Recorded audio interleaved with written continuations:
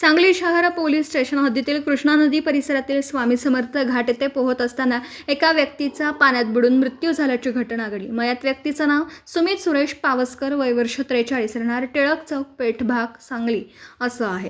या घटनेची माहिती सांगली शहर पोलीस ठाणे तसेच स्पेशल रेस्क्यू फोर्स, आपत्कालीन पथक व जिल्हा आपत्ती व्यवस्थापन यांना मिळताच तात्काळ घटनास्थळी धाव घेण्यात आली।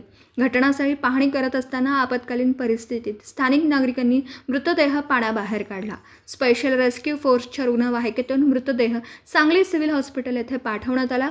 घटनास्थळी नातेवाईकांनी धाव घेऊन मयताची ओळख पटवली असून पुढील तपास सांगली शहर पोलीस ठाणे करीत आहेत। दरम्यान कृष्णा नदीतील माईघाट व स्वामी समर्थ घाट येथे मोठ्या प्रमाणात नागरिक पोहण्यासाठी गर्दी करत असतात। तरी देखील अशा दुर्दैवी घटना घडत असल्याने नागरिकांनी पाण्यात उतरताना आवश्यक ती खबरदारी घेणं अत्यंत गरजेचं आहे।